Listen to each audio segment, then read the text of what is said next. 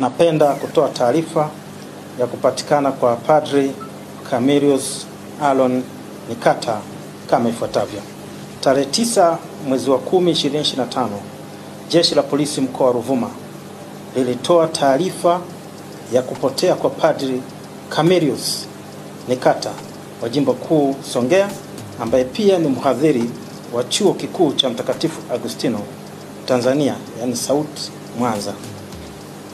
Taarifa ni kwamba baada ya kupotea kwa padri huyo, makachero wabobezi wa Jeshi la Polisi mkoa wa Ruvuma walianza kufanya upelelezi wa kina kama walivyokuwa maidi kumtafuta padri huyo kwa kutumia njia zote za upelelezi.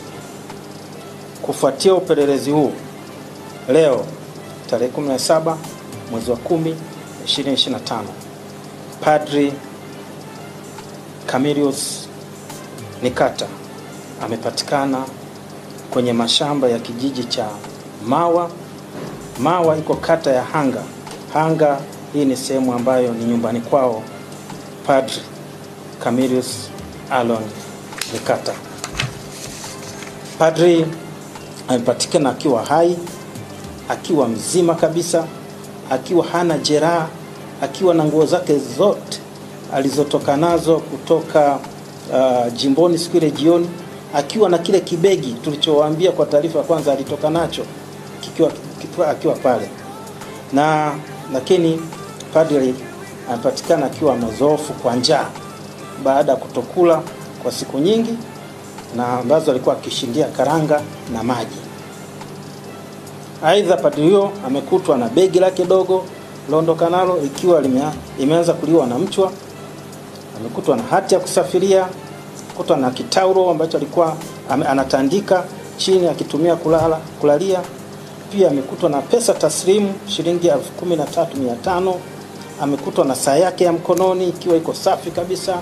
Amekutwa na miwani, amekutwa na dawa za paracetamol, amekutwa na simu yake akiwa ameizima. Vile vile amekutwa na funguo mbalimbali ikiwepo funguo ya chumba alichokuwa analala jimboni kabla ya kujipoteza. Hali ya Padri Nikata inaendelea kuimarika baada ya kupata huduma ya kwanza, na sasa yuko Homso, hospitali ya mkoa Homso akipatiwa matibabu.